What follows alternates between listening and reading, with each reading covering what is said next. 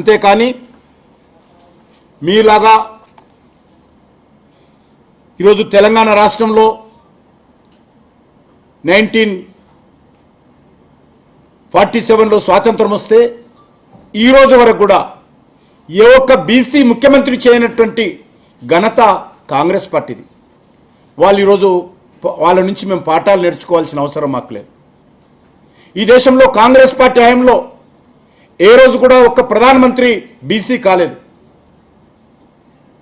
భారతీయ జనతా పార్టీకి 2 సార్లు ప్రధానమంత్రిగా అవకాశం వస్తే మొదటిసారి అటల్ బిహారీ వాజ్పేయి గారు, రెండోసారి బీసీ ప్రధానమంత్రిని చేసినటువంటి ఘనత భారతీయ జనతా పార్టీకి దక్కుతుంది.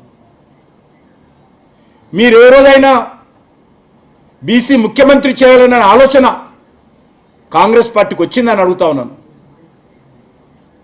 ఈరోజు కేంద్ర మంత్రివర్గంలో కావచ్చు, మేము వచ్చిన తర్వాత బీసీ కమిషన్ను చట్టబద్ధం చేయడం కావచ్చు, లేకపోతే కేంద్ర మంత్రుల్లో అత్యధికమైనటువంటి మంత్రి పదవులు బీసీ వర్గాలకు ఇవ్వడంలో కావచ్చు, పార్లమెంట్ సభ్యులలో అత్యధికమైనటువంటి ఎంపీలు బీసీల నుంచి, ఎస్సీల నుంచి, ఎస్టీల నుంచి గెలవడం కావచ్చు, దేశవ్యాప్తంగా ఎమ్మెల్యేలు బీసీ ఎస్టీ వాళ్ళు ఎక్కువగా ఉండడం కావచ్చు, అన్ని రకాలుగా ఈరోజు భారతీయ జనతా పార్టీ చాలా స్పష్టంగా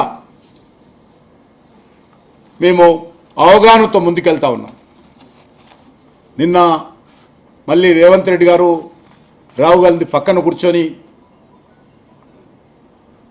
కన్వర్టెడ్ బీసీ అంటారు. ఎట్లా కన్వర్టెడ్ బీసీ అవుతాడో చెప్పాల్సినటువంటి అవసరం ఉంది. రాజ్యాంగబద్ధంగా ఒక ముఖ్యమంత్రి స్థాయిలో ఉన్నటువంటి వ్యక్తి మిడిమిడి జ్ఞానంతో, దుందుడుకు విధానంతో రాజకీయ లబ్ధి కోసం ఈరోజు కులాలను విమర్శించేటువంటి పరిస్థితి,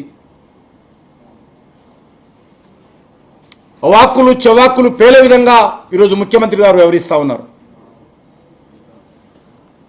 నేను ఒకటే అడుగుతా ఉన్నాను, స్వాతంత్రం వచ్చిన తర్వాత అనేక కులాలను దశల వారీగా బీసీలో చేర్చడం జరిగింది. 1972లో